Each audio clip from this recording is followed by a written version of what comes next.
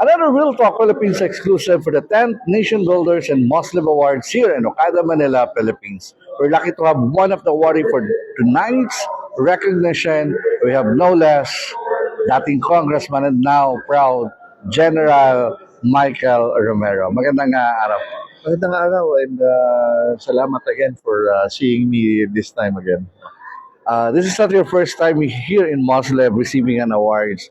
Ano po yung pakiramdam na patuloy na tinatangkilik at kinikilala ng iba't ibang award-giving body ang ginagawa ninyo sa community? Nakakataba ng puso to begin with. Yung Muslim and the Nation Builders has awarded me almost 9 straight years for being outstanding congressman, no?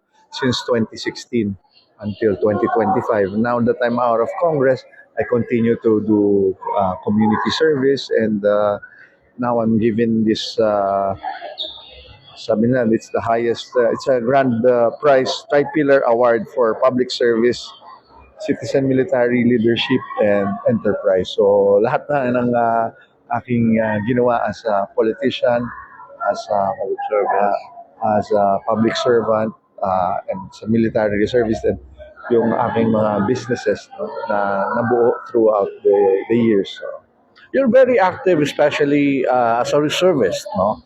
And ano po yung, sabi nga, is mensahe ninyo sa mga kapwa ninyo reservists na ipagpatuloy ang ginagawang sakripisyo para sa bayan? Oo, tapos ano kasi yung traditional reservist na nandiyan ka lang in terms of pag may sakuna or calamities is gone already. Ang reservist is now an integral part of our armed forces, no? Similar to yung Ukraine, Israel, it's total defense force, no? Meaning lahat tayo may roles na ngayon, no? And so whether you're a drone operator, so nag-progress na, modern na yung armed forces. So I have to, we are as a RAPI or Association of Reservists, we are moving forward the reservist movement. Yan ang ini-espouse namin. Wow, and such a great advocacy para mas maparami pa ang hindi lang talaga naghihintay, kundi gumagalaw ng mga reservists. Oh, definitely, no.